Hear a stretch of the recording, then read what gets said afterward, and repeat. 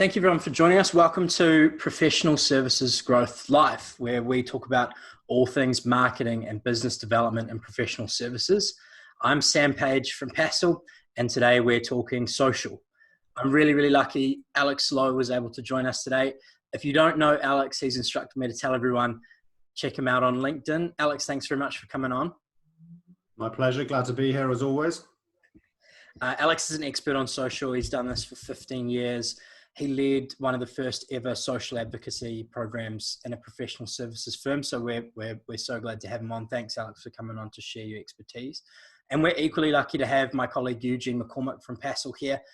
Eugene works closely with firms of all sizes who are trying to get their experts to be more active online, demonstrate their knowledge and meet new clients. So Eugene, thanks for coming on and sharing your insight as well. Hello folks, how's it going? We're covering a lot of questions today. Some housekeeping first. We're talking around driving growth through social. If you've got a problem that your firm is battling with at the moment, maybe you're wrestling with measurement or attribution, or maybe you're wrestling with how you position social in your firm, drop those questions in the chat because we'll pose them to Alex throughout. We've got some pre-prepared questions that have been sent in and we'll cover through those, but we love to have questions from the audience, the real stuff. So if you're watching, drop a question that you have in the chat and we'll follow those as closely as we can. So let's get stuck in. Eugene, I think this first question will apply to both yourself and to Alex, but I'll kick it off with you. Everyone on the stream will understand to a certain extent the power of social. It's all something they're trying to do. That's why they're here. But something that's often difficult is getting other people within your firm to understand the power of social, getting a mandate to run a project or to make a change in the firm. So how do you demonstrate and position that value for social in a firm environment? Yeah, well, I suppose if you're on this call, you probably do get the value of it, and there's nobody better to speak to this than Alex, so I'll keep my little bit brief. But I think in short, if you are doing business in 2020, a huge portion of that before COVID was happening online. Now it's almost exclusively taking place online. And there's so much research out there. I saw something recently, 70% of people are scrolling at least 1 to 2 hours a day on social media. So if you look at it from just a time perspective, if people can spend their time, doing their business, doing a bit of work and actually building a brand for themselves online, it's great. But more importantly, all of your customers are there. So if you're not there, you're missing out. And that's as simple as that. Alex, have you got a take on that? I completely agree. I think that, where we've got to start going now is, why are we doing this? This is moving from brand broad messaging to how do we actually do this to generate business? How do we do this to start business conversations to make money? We can't get on airplanes. We can't really go to proper kind of face-to-face meetings. We can't go to conferences. And I sound like a stuck record, so anybody that's following me knows this, but the biggest conference is happening in the world right now, live online, and that's primarily on LinkedIn. Latest count, 706 million members on the platform. So to Eugene's point, if you're not even present on there versus the competitors that are, you're just going to fall behind the competition. Sure. And if you're an advertiser or if you have Sales Navigator, it only takes one search to see if your ideal customer is there. You can look for the general counsel. You can see how many people exist in certain industries. It's very clear just how many people are active in that space that professional services firms are trying to sell to. So moving on then, I guess firms as well, although they need to be educated as to the value of social.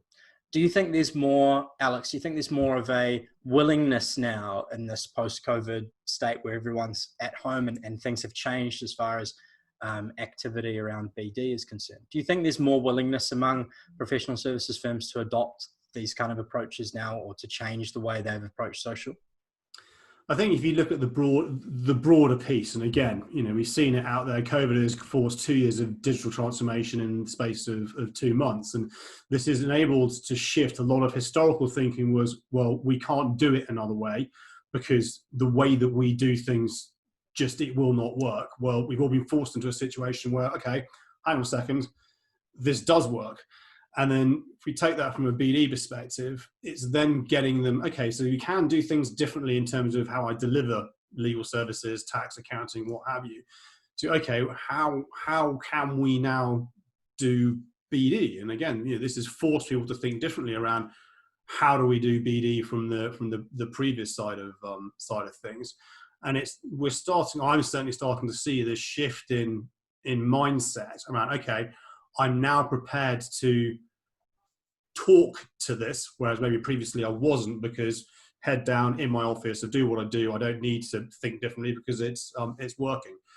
And it's the firms that can then capitalize on this kind of window of opportunity, if you will, where you've got their attention, Fiona's attention, to have these conversations, to start to build on that. And the key thing is then not allowing people to go back to their old ways when we do move through this into 2021, to maintain this behavior change that is happening, and then building upon that. So you said something quite interesting there, or Eugene, do you have a take on that, just from Alex there?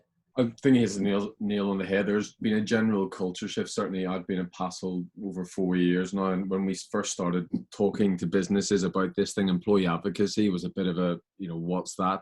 Now it's almost expected, at the very least, that you do have a brand, that you do have something a bit more other than your professional skill set. So I think, yeah, Alex is just right. We've been talking about digital transformation for however many years, since when I was at school, but actually more has happened in 5 months than has happened in 10 years. Yeah. So I don't think we'll ever go back to the same sort of lethargy or like slow way of approaching social. I think it's here to stay. But I think, as Alex said, the culture shift is there, the timing's right, everything's there. And the best thing is, you don't even need to spend a penny to be good at stuff like this. It's so simple. It just takes someone from up above to see the strategic point of doing it. And Alex is the number one person I've ever spoken to who's always like, don't care what it means as long as it's bringing in new money, because that's the whole point of this. It's not a brand tool, it's new business. Sure. So then I guess the natural follow-on question that I've got for you, Alex, is if firms are seeing more of the value, what needs to change to take advantage of that? What do firms need to do? What the marketers and BD people need to be doing to change that attitude within the firm, and to make something that they can take into the post-COVID growth phase? And again, the irony is that nothing's changed in terms of what we're trying to do in terms of output, which is generate more money. Cross-sell, upsell remain front of mind. That has remained always true. What was changing was the process to get to that same output. So what needs to happen is there needs to be a number of things. Eugene's touched on it, leadership.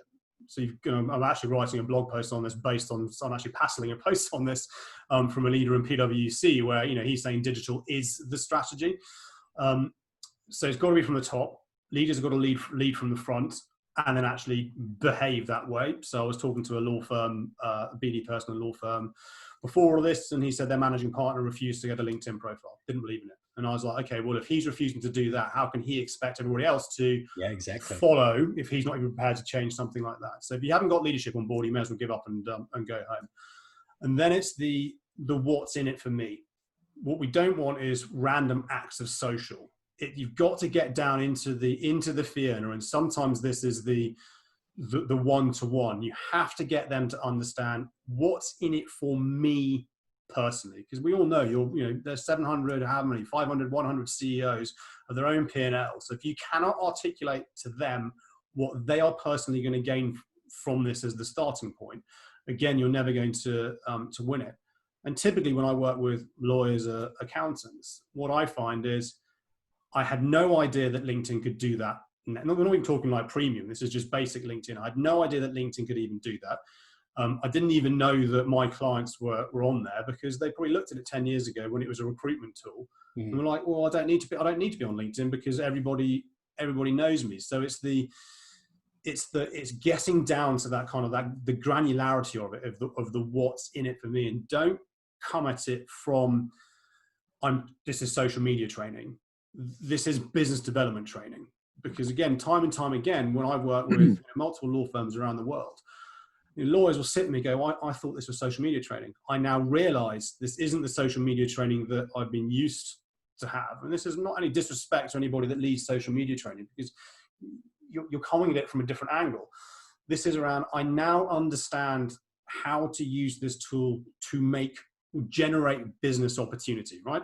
Because we can't necessarily control if they can't close that business. Once you've got that hook, once you've got that interest, and you won't get this with everyone, once you've got that hook in, then it's not plain sailing, but then they will then start to understand, okay, now I understand why marketing are asking me to do this, because you've explained at their level the what's in it for them.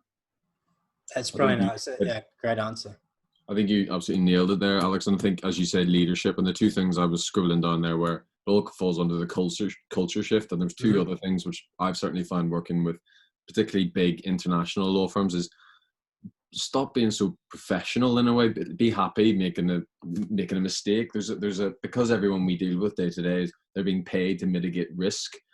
Therefore they're not actually very good at feeling, and they're so afraid of looking like a plonker online and doing something, and they just have this idea of them being all over the front pages of the paper, and that's not really going to happen. And then the second thing is actually sharing the success, because if you start small, you help one or two people, as you say, if it involves sitting down with them after work and helping them one-on-one, share that success, because there's nothing breeds sort of, a culture shift as a bit of competition and wanting to copy somebody else's success. But again, it doesn't cost a lot of money. It's not very difficult. You just need to put the time in and actually see the value. Indeed. Sure. So we've got a couple questions coming in now. Thanks very much, Ollie. Yeah, can I just go to Oliver's question? Because that was a bit of a glib statement of mine saying, may as well give up and go home. Don't do that, or we're already at home, so give up and go downstairs maybe. The key thing is, even though I have the biggest naysayers, the beauty with LinkedIn is it's live data. So literally show them on desktop. I don't know which market you market to, Oliver, but let's take the job title is irrelevant. But typically one of the biggest things, I just put general counsel into LinkedIn and go, there you go. There are close to 700,000 general counsel on LinkedIn. You're now telling me it could be head of tax, it could be debt capital finance, doesn't you? The title is irrelevant. And then they go, oh, and then what you start to, they go, oh, hang on a sec. Or the flip side is pick a client of yours, put their name, the name of not the company, the actual person, pop them into LinkedIn, and they go, look at who they're connected to from competition, and you're not. What do you think is going to happen in terms of when people share content and see things? Who's going to be the person they pick up the phone to? Because it's about being front of mind. That's typically when you get the, oh, now I'm prepared to listen a bit more. You won't get it all the time, because there will be individuals who sit there, arms folded, I'm not interested. But the beauty with LinkedIn, to Eugene's earlier point, A, it's free, and B, the data is there in front of you. And you go, look, this isn't our data, this isn't bought data, it's just there. If at that point they're not bought in, then move on to someone else. If I can just jump on that as well, I think there's a tendency in marketing to feel like you're trying to push something with a wet noodle. You're trying to drive something with a tool that doesn't work. And if you're not directly managing someone, you often can't mandate that they do a thing. You can't say you must do this. But in marketing, you have access to so much fantastic data, as Alex just said, that you can often deliver really punchy feedback that shows that what other people are doing is working. Eugene mentioned just before, there's very competitive spirit within the professional services space. And so if you can show that Mandy down the hall is achieving engagement with BA and IBM and Microsoft, whoever, she's driving that kind of engagement for the firm, and that's setting her career up for success. That's really powerful for other people within your firm to see. So feedback. You've got so much data at your fingertips. You can see through LinkedIn who's engaging with posts. You can see on your brand page which firms are coming through, which job titles are there. You can see, as Alex said, exactly who's on LinkedIn. So there's so much opportunity to feed back that data from the people that do, as Alex said, get it, to the people that don't. And that's how you create that kind of change over time with more feedback and more positive information going around. Thanks, Ollie. That's a great question. Yeah, brilliant. If anyone else has a question, fire them into the chat. We've got a couple more here. So what are the first steps to getting fee earners active online? That was a question that came through. That's quite similar. Alex, you feel like there's anything to build on that from what you've just said? Because that you gave quite a good step-by-step. Yeah. We're good. No, start small is the only thing I'd add. Don't try and go all in. You should know in your mind who the people. The simple thing is go onto LinkedIn and see who's already active on LinkedIn. Kind of trying to do stuff. Start small, prove, iterate, feedback, and then you said it yourself. Professional service firms are like sheep. Once they start getting FOMO, fear of missing out, they then start to come on. You're not going to bring everybody on this journey, but you should be able to start to create critical mass. But to your point on data, just to quickly add, go and find Simon Kemp on LinkedIn. I'll share the links afterwards. He gives research every quarter. So actually now 51% of the world population is on social media. So if you're not on social media, you are now in the minority. True. That's powerful. We have one question that I have, Alex. Where would you find the most fertile ground to start a program like this? There's kind of two schools of thought. You start wide, you offer it to everyone in the firm, and you say this is a program that you can all adopt, and you do that kind of wide reach, and hopefully you sort of hit the right people within the firm.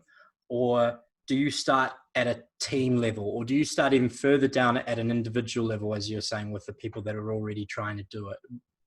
What approach do you see the most success with? Start small. Start with a pilot group. Start with either particular practice group or an industry group, so they're all on the same page, trying to get to the same end result. Shouldn't be restricted just to partners. It's across the entire business. So associates, senior associates, managers, senior managers, depending on what your hierarchical structure is, because that's the beauty of social media, right? It democratizes everything. I've worked with firms where senior associates have been actually more prolific on. There's one individual, he's now at K&E, was at A&O. He was very prolific on Twitter, an IP lawyer, and he was picked up by journalists. He was picked up by press wanting to interview him because he was being found. And A&O were totally chilled. They were totally relaxed about it. Other firms I know get a bit antsy, going, well, they're not a partner, they shouldn't be doing that. So, well, why not? If they're prepared to get out there and create their brand on whatever the platform is, then that's only good for the individual and the brand of the firm. But absolutely, my view, my experience, and how we work with firms: start small, prove, and then build out from there. Sure, that great answer. So we've got another question coming in here. Doug, thanks very much, Doug. This is a good one. Maybe Eugene, we'll kick this one over to you. Doug asks, how do you identify the type of content you should be writing to engage your target audience? Oh, Doug, you always ask me these difficult questions. How could you do this to me? I think, obviously, the type of content, it's how long is a piece of string. I think a good way to approach this is, where is your relationship with this particular target audience? We've all seen the research out there about what makes successful content, but one of the things I find most interesting is, depending, if you look at it from a very salesy point of view, is if you are just initiating contact with someone, you're not going to send them a 2,000 or 3,000 word detailed sort of jargon filled document, because they're not that interested and they don't actually know you. But at the start, sort of the type of content needs to be short, pithy, engaging, actually eye catching probably as well. And then as you move through a sales process, typically then they sort of grant you the trust and the time to maybe engage with longer form content. But certainly a good mix doesn't always have to be written, doesn't always have to be your own. But I always, when I try for content, will say, can I speak on this subject with authority? Yes or no? If it's no, I'll go try and maybe speak to a partner, maybe ask Alex to do something, or maybe an external organization, or Sam, or someone internally. But just try and vary it based on where you think that relationship is, what is required at the time. But it really is, how long is a piece of string? Alex, I've got something to add to that, but I'll kick that over to you first. Have you got anything that you find, if you're trying to coach someone to target a particular industry or a particular firm, what is your advice to them for picking the right type of content to target that person? There is no single answer to this. I go back to my days at BLP, as was 10 plus years ago, setting up a client feedback program. Go and talk to your clients. It's simple. Pick up the phone. And I'm not talking surveys. Surveys are helpful. Pick up the phone, have a conversation with them. What platforms you're on, what content do you like? And you'll probably find it's a blend. I like listening to podcasts. I like watching short form videos, long form videos. I like infographics, long form posts, short form posts. So, we can talk about this in a separate thing about how you can repurpose the same piece of content across different mediums to get it to work for you. But go and talk to your intended audience, who I assume you know who those are. Have a conversation with them. The other thing to do is listen. What I mean by listen is go online and watch what your intended audience are engaging with. What type of content are they engaging with? What are they commenting on? What sort of things do they want to do? It's all out there. It's all out there online. Comes back to the earlier piece. We've got to start thinking differently. Got to start getting out of the way of ourselves and going, yeah, but I've been doing this way for the last 10 years. Okay, fine. It's not working anymore. Got to start doing things differently. Let's go and actually let the audience dictate to us through data, if you will, and data points, what they actually want. So the only thing sorry to Sam, just to jump in, and it's almost not even professional. The number one thing I do in every single meeting, pitch, anything I go to is the top right-hand corner of the page. If I don't come out of the meeting with 3 things which that person is actually interested in, like demonstrably interested in, this could be running, triathlons, sailing, or whatever. That's almost always the most successful form of content and the best way to nurture these relationships, when you can just have a bit of crack with someone on something like that. So professional content, great, but you assume within a very short period of time, you'll sort of know where you stand and you get a bit of a sixth sense if this relationship's actually going anywhere. But for me, it's always if I can build a personal relationship and help them out in some way and actually just do something genuine and authentic, that's when it all sort of takes off for me. So there's something really interesting in that question itself that I wanted to pick out. So Doug asks, how do you identify? So if you're a marketer, you're not necessarily the person in the meeting with someone. You're not necessarily close enough to clients to get those insights. And I think marketers are usually very guilty of not doing that enough, of not doing, just as Alex says, of picking up the phone and talking to clients. If you're a marketer, try and sit in on as many client conversations as you can. If it's a pitch, if it's a early stage meeting, if it's a training or something like that, listen to the questions that the person on the other side of the table asks. So if they want to know a particular aspect of your service, if they want to know a particular way that you're going to deliver it, if they have a problem that's common across the industry to other people that you've talked to, that's when you know you're onto a good piece of content. The other way, Doug, there as a marketer that you can identify the type of content that's working or that will work is the stuff that's already out there that works. So measure relentlessly the consumption of your content. So if you publish a video, measure how far through the video people get. If you publish a podcast, how much of that podcast do people listen to? If you're publishing a post, do they read that post? How long do they stay on that post? All of this gives you a great picture as a marketer of what your current audience wants, so that you can see who's or what content is ripe for expansion in that space. But again, Doug, great question, mate. Thank you very much for putting that in the chat. Perhaps if the question from Doug and the question from Ollie both sound quite like they're things that they're wrestling with at the moment. If you've got a specific problem, if you've got something that you were trying to do this week, or you have had a really frustrating conversation, chuck that in the chat, because Alex and Eugene are here to help. Quite similar, in a similar vein to Doug's question, we have another question around cutting through noise. So you have, as soon as COVID happened, it seemed like everyone was at home. It seemed like everyone was punishing the social media a lot more than they were before. So how can you move beyond the noise of being just another person chucking your brand out, chucking the proverbial at the wall and seeing what sticks? Eugene, I'll chuck this one to you first. How do you avoid being that noisemaker and actually engage with people? Well, I was just trying to scribble a couple of things down. I think the first one is you have to be deliberate.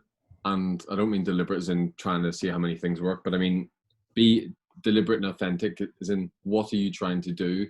Another good way of starting is like, what do I want to be known for and who do I want to influence? And if you can define those questions quite clearly, you very quickly reduce your audience down from 7 billion down to 20, because you're not going to close all those deals that this quarter. There's 4 or 5 people you're actually having genuine conversations with, and there's only a few people you can actually really help. And if you distill it all down to almost linking it to Doug's question, if you can then identify what's important to those people, it makes it quite simple, because you're writing the same way if you were having a conversation, or if you met them for a coffee. You're writing content and you're creating content, and you're having this sort of brand which speaks to those key issues, and you're doing it in an authentic way. So I think just stop. Don't do it all the time. Don't splurge. Try and be deliberate. And also just ask for feedback, I think, is the other one. Ask for a sense check internally. An approval process is always quite useful, just to say, does this make sense? And if you do those things, it's hard to go too far wrong. Sure. Alex, have you got a take on that one? It's, in terms of, it's like anything in life. Test, try, see what works, see what doesn't work. It's a big old world out there, and we're all learning. And I think in terms of what's happened in terms of the noise, I mean, if we focus on LinkedIn's in a really weird place at the moment, a really, really weird place around the type of content that's out there, the type of things that are happening with the algorithm. So keep yourself, keep it real. I always get feedback from clients going, why did this post get X more engagement when it was human, i.e., I show more of a personality versus a very dull update. I was like, well, because that's the human aspect of it. That's the human aspect around you versus a very dull piece of corporate legal jargon that nobody wants to understand. But, again, you've touched on this, Sam, around there is technology out there which enables you to listen. Social listening tools, data tools, which start to give you insight around, okay, how do you cut through the noise based on, well, let's let the audience tell us what they're actually interested in, and then start to build your content around that versus what you think people want to listen to. And I'm watching LinkedIn at the moment. I'll be interesting to see how this plays out in the next 6 to 12 months around where they're at. But in terms of overall noise, but then we talk about this forever. It comes back to your intended audience. Go and find the people that you want to talk to online and go and have a conversation with them online. And what that will start to do is everything else will then start to kind of fall by the wayside, and then you're drawing those individuals, to you. And that's where things like Sales Navigator can then really help, help augment that. Sure. We've got another question here. This one's particularly interesting. I'm very interested in this one.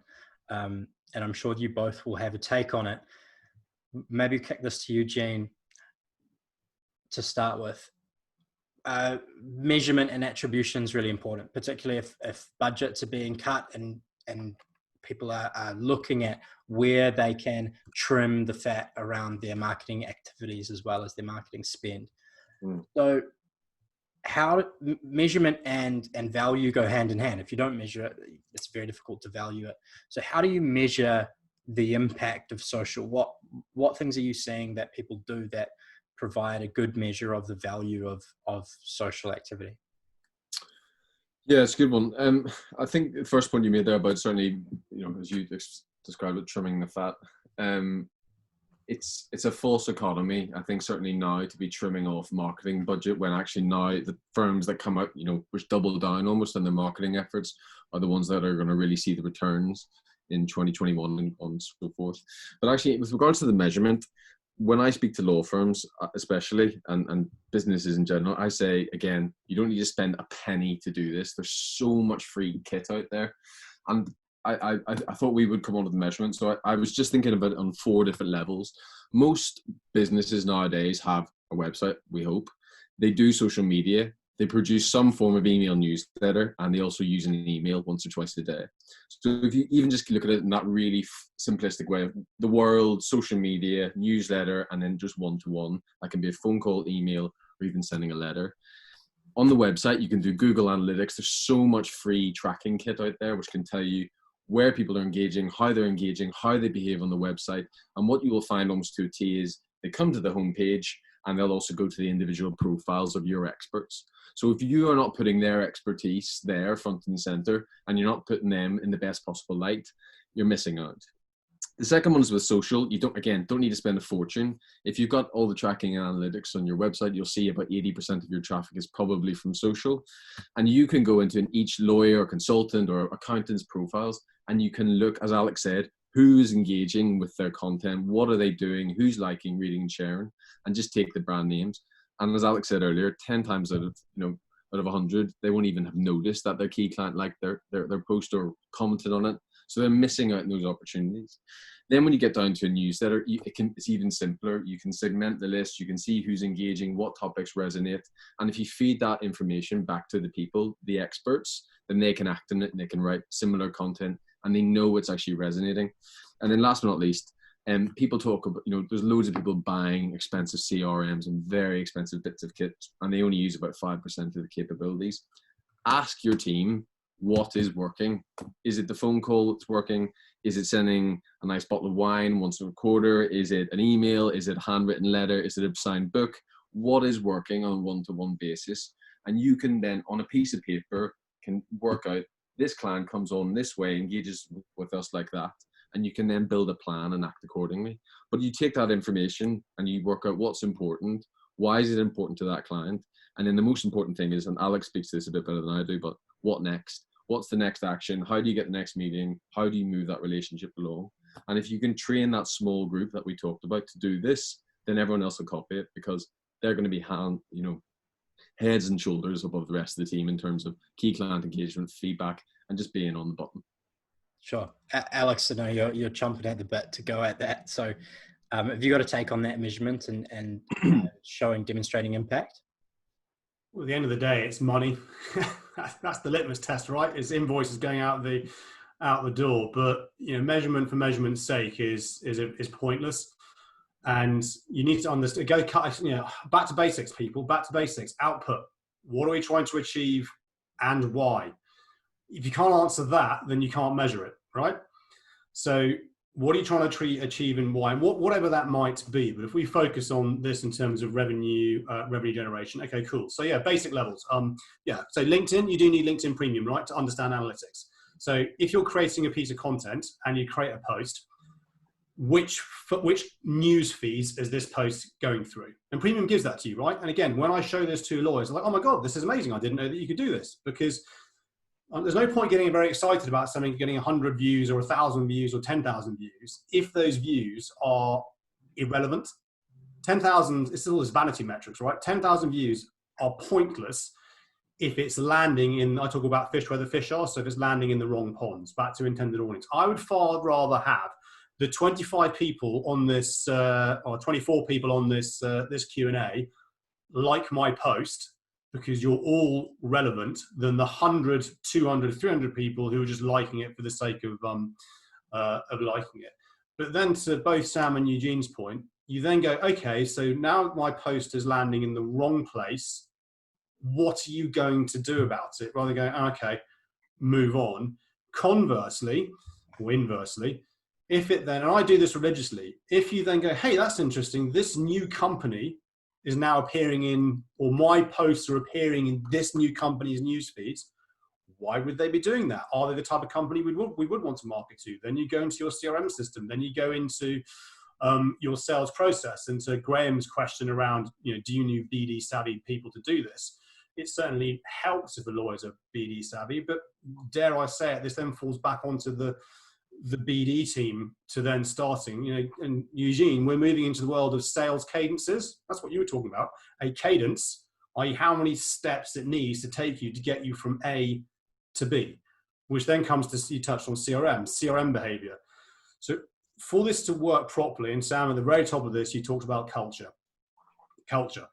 There's got to be a complete shift in, we can do things differently, actually more effectively and efficiently, which will give us better data points, better measurement to do all of what that we're talking about, everything that people are asking, content, who, what, why, when, where, noise, tools and tech, which some of you may already have.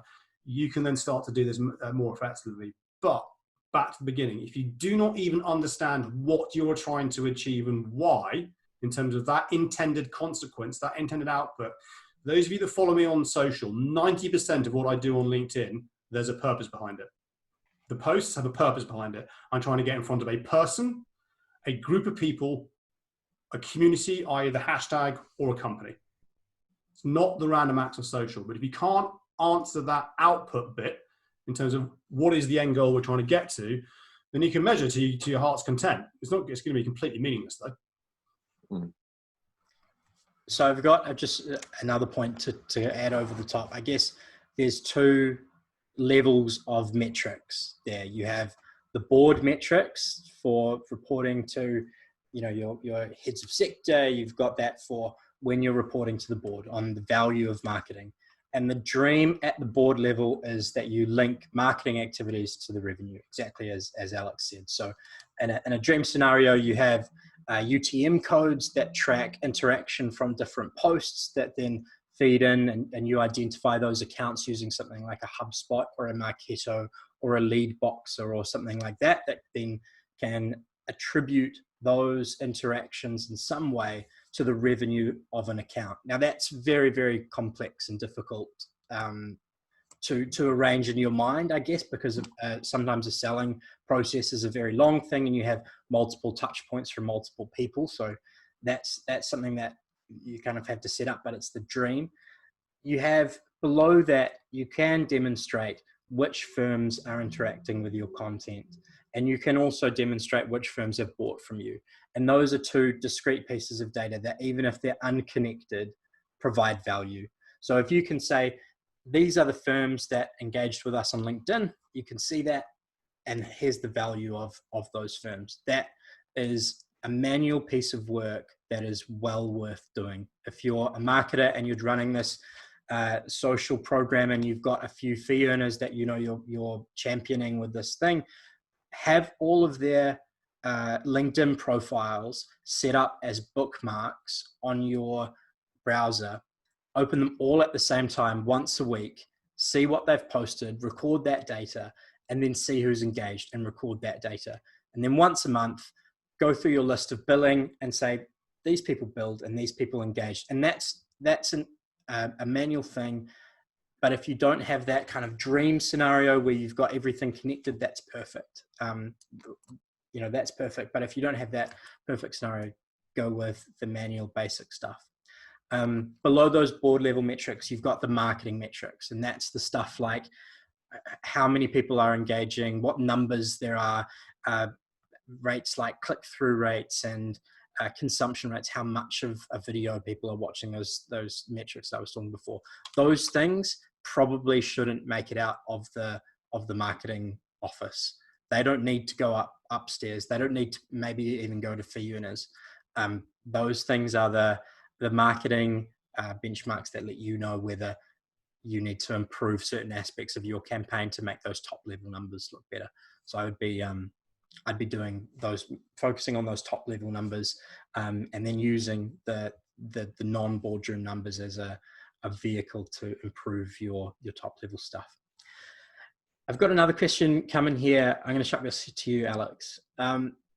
As and when things return to physical offices, what should we be taking away from the gains that have been made over the lockdown? I guess that's in terms of social there. I carry on doing what you're doing. If you're gaining from social, build on that momentum. I remember for the firm shall remain nameless, a large Big Four accounting firm, and I got on the back end of a board meeting that was overrunning, and they said it's fine, you can stay in. And the lead partner was basically getting very frustrated that their partners were not out meeting people. They were just sat at their desks, and they were revenue challenges.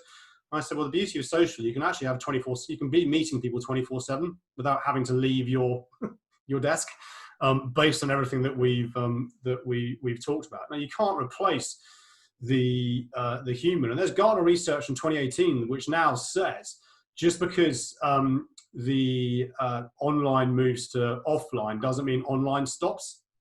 So it again comes back to outputs. it's really, really boring, but it's the really basic stuff. What are you trying to achieve and why? And how can social augment and support that end-to-end customer journey? Net new, account management, account development, cross-sell, upsell, recruitment, brand advocacy, brand purpose. The mechanics remain exactly the same. The content dictates the output. But if you're making gains now, then carry on doing it. Don't then go, oh, that was good, now we're going to go back to normal. Build on that and carry on. Yeah, it's going to be tough when people get back into the regular rhythm, and the old activities kind of take more and more of the mind share. The events, the physical meetings, those kind of things are going to take up more time. And so I guess now's the time, if you can, make those changes to demonstrate those results and use this time as effectively as you can. But just to build on that point though, Sam, this is around, you mentioned it, and it's behavior change. If those behaviors are now baked into that individual and they now understand to, do a comment or a tweet or a like takes like 2 seconds, they will take that. And I'm going to say this publicly. I find it amazing when I even physical marketing conferences in our sector, and the lack of activity on Twitter is embarrassing. I'm sorry, it is embarrassing. Because no one is out there talking about this on social. I end up having conversations with myself or the usual suspects that are out there on LinkedIn. So it comes back to the behavior piece. Once people understand this actually doesn't take the day-to-day anytime, I recognize content creation, planning podcasts, planning long-form content. Of course, that comes out to content calendar, separate conversation. This should be then just like, yeah, of course I'll carry on doing that, because why wouldn't I? Mm-hmm. Eugene, have you got a take on that at all? I think, yeah, you hit the nail on the head. If you start something and it's working, why would you ever bother giving up? And I think, people can talk about going back to the office all they want, but I know that with regards to our own team, no one is planning to ever work 5 days in the office ever again. And I hate the expression new normal with a passion, but things are fundamentally a wee bit different now. So if you can do more, sitting in your bed with your morning coffee than you can sat in the office, it's not a bad use of time. Maybe just to round off that question now, I'd say make sure that you have it well known, the gains that you've made through this time. So if you've got a program that works really well, one thing marketers, we're all very, very bad at it, is marketing internally and letting people know the value that we've generated. So if you've had those firms engage, sometimes the most powerful thing that you can send around is just an A4 that says, these people have done a great job with this program, and they've had this many people, these firms interact with what they're doing. So there's one thing I was just reviewing all the notes of stuff we've talked about. We've talked about positioning, culture, leadership, social, the way and it's all around positioning. And it's exactly as you said, it's the internal marketing. And the easiest thing to do is change the language which is used. It's a sales tool. It's a revenue driving tool. This is key business. This is core business. This is how. And if everything, again, comes from top down, but I know if one of the founders of Passle emails me and says, can you do this today, please? It usually gets done. But if you email me, Sam, for example, and it's a sort of maybe a slightly, but if I get an email which is from the boss saying this is important and this is the language that it needs done, stuff gets done. And I think that's the big change. Stop talking about social and say, this is how we win new business, and just do it. It'd be so much more simpler. It's come out of the blocks very hard there, Huge. I'm sorry, mate. I don't know. A bit assaulted. It was those 6 pints at lunch. It just happened. But it's a good point. Eugene makes a good point there. We're coming quite close to that 45-minute mark, so that's absolutely flown by. I've got one question left for both of you.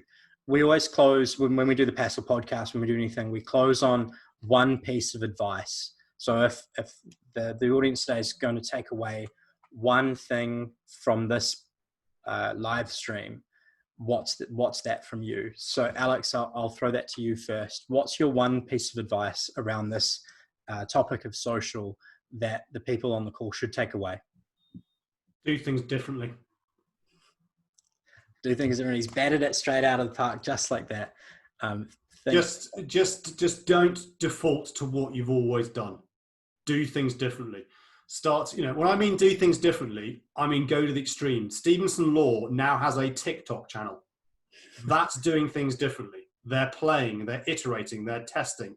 You have this great opportunity to try some radical stuff. If it doesn't work, it doesn't matter, because no one's going to know. If it does work, awesome. But we've got to start not forgetting what we've done, but just do things differently and try, test, iterate. Be brave.